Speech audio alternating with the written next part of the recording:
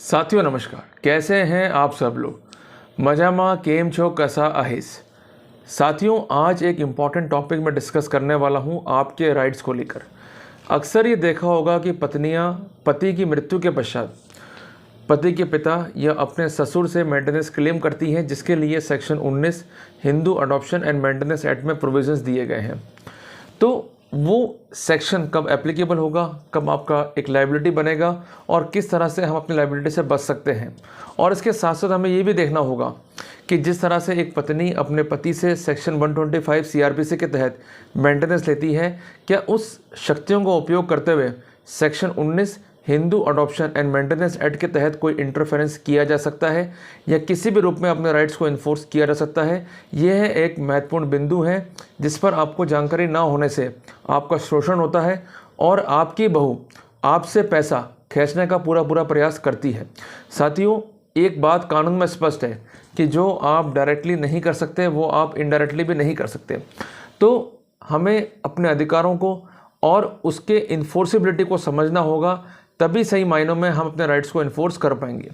साथियों, जो मैंने बातें कही वो आज की वीडियो का इम्पॉर्टेंट एजेंडा है और मेरा वीडियो एक नए दृष्टांत पर बेस्ड है। साथियों, जजमेंट का नाम है कल्याण वर्सेस मौसमत। जजमेंट जो है प्रोनाउंस किया है पटना हाईकोर्ट ने, जिसका सिविल मिसलेनियस जुरिडिक्शन है और पिटिशन नंबर है 354/18। जजमेंट की डेट है 19/1/2023। साथियों, इस मामले में क्या था कि एक सिविल मिसलेनियस पिटिशन फाइल हुई before the honourable high court और यहाँ पर जो पिटिशनर है वो हस्बैंड नहीं है, पिटिशनर जो है वो ससुर है। उसका कहना है कि कंसर्न ट्रायल कोर्ट के द्वारा सेक्शन 19 हिंदू अडॉप्शन और मेंटेनेंस एक्ट के तहत जो इंटरिम का ऑर्डर मेरी बहू के पक्ष में पारित किया गया वो गलत है। It is liable to be quashed and set aside. उसका तर्क ये है कि मेरी बहू के द्वारा, जो कि विडो है, उसने एक पिटिशन सेक्शन 19 हिंदू अडॉप्शन और मेंटेनेंस एक्ट के तहत पेश करी और उसमें इंटरिम की अर्जी भी लगा दी और कोर्ट ने इंटरिम की अर्जी जो है वो स्वीकार कर ली।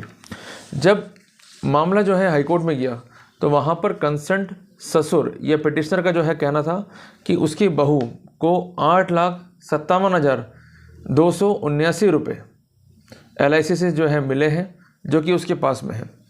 इसके अलावा उसके द्वारा एक पार्टीशन सूट जो है फाइल किया गया है, जो अभी कोर्ट में जो है लंबित है और उसका कहना है कि एक पर्टिकुलर प्रॉपर्टी है, उसमें उसका एक पर्टिकुलर हक जो है बनता है। उसका ये भी कहना है कि जो कंसर्न पिटिशनर है, ना तो उसके पास कोई प्रॉपर्टीज़ हैं और ना ही उसके पास कोई जॉब है।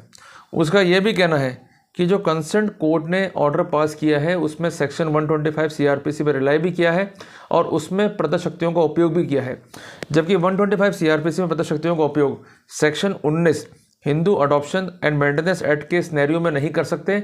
दोनों ही एक्ट अलग अलग हैं, उनके जुरिडिक्शन भी अलग अलग हैं, जिस कारण ऑर्डर जो है इम्प्यूग्न्ड है और liable to be set aside है।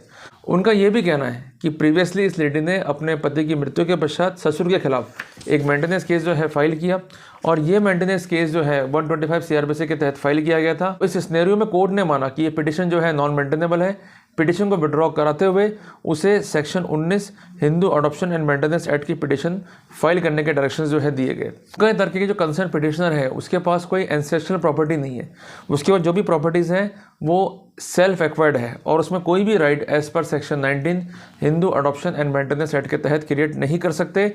और इसके साथ साथ 125 सीआरपीसी का उपयोग भी section 19 Hindu adoption and maintenance act के तहत नहीं कर सकते।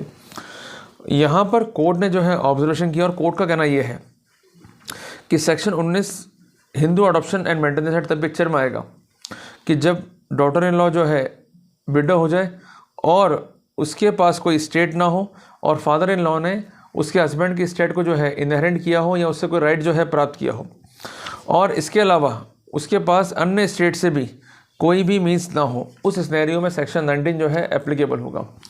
यहाँ पर सबसे इंपॉर्टेंट बात कोर्ट ने लिखी है कि फादर इन लॉ की डायरेक्ट ऑब्लिगेशन नहीं बनती है to maintain daughter in law, पर जो सर्कमस्टेंसेस है उसमें से महत्वपूर्ण 3 सर्कमस्टेंसेस हैं।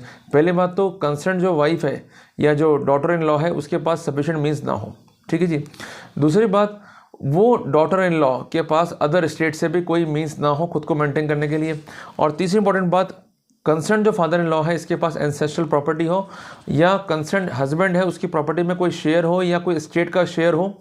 उस सिनेरियो में वो अपनी लाइबिलिटी से बच रहा है तभी जाके लाइबिलिटी को इन्फोर्स किया जा सकता है, अदरवाइज किसी भी रूप में इन्फोर्स नहीं किया जा सकता। कोर्ट ने कहा कि ये फैक्ट एडमिटेड है कि ये कंसर्न लेडी जो है डॉटर इन लॉ है, नंबर 2 ये विडो हो चुकी है, but section 19 Hindu adoption and maintenance act की एप्लीकेबिलिटी के लिए आवश्यक है कि उसके पास कोई मीन्स नहीं हो और उसके पास ऐसी कोई स्टेट ना हो जिससे वो खुद को जो है मेंटेन कर पाए, जबकि यहाँ पर स्टेट थी और इस फैक्ट को जो है कंसील किया गया।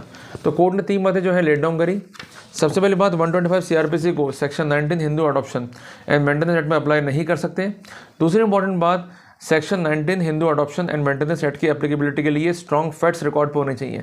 अगर वो फैक्ट्स और सर्कमस्टेंसेस रिकॉर्ड पे नहीं है तो बगैर किसी फाउंडेशनल बेस के कोई भी रेमेडी इंक्लाइन नहीं कर सकते। तो कोर्ट ने इम्प्यून ऑर्डर को सेटिस्फाइड करते हुए इसको एज पर लॉ डिसाइड करने के ऑर्डर ट्रायल कोर्ट को दे दिए। तो एक इंपॉर्टेंट लीगल जानकारी है आपके राइट्स को लेकर। अगर आपकी बहू ने आपके खिलाफ केस कर रखा है तो आप सबसे पहले देखें कि बहू के पास मीन्स क्या है। नंबर 2, उसके पास अदर स्टेट जो है उसके मीन्स क्या है। तीसरी इंपॉर्टेंट बात, आपके पास एंसेस्टर प्रॉपर्टी है या नहीं है। अगर तीनों आंसर नेगेटिव में है या आपके फेवर में है तो आप मजबूती से अपने पक्ष को रखते हुए अपने राइट्स को इन्फोर्स कर सकते हैं। घबराए नहीं, आपको जानकारी नहीं होती, पक्ष को मजबूती से नहीं रखते हैं तो हमें वहाँ पर दिक्कत महसूस होती है। तो आप अपने पक्ष को रखें, अपने राइट्स को इन्फोर्स करें, निश्चित तौर पर जो है आप सफल हो जाएंगे। तो साथियों, घबराए नहीं, मजबूती से लड़ें, निश्चित तौर पर हम जो है जीतेंगे। और जो ये लोग गलत कर रहे हैं, हमें ह्यूमिलेट कर रहे हैं, उनको निश्चित तौर पर हम जो है सबक सिखा पाएंगे। तो साथियों, लड़ते रहें और मुस्कुराते रहें और अपने राइट्स को इन्फोर्स करते रहें। साथियों, मिलते हैं एक नए टॉपिक के साथ, तब तक के लिए जय हिंद, जय भारत।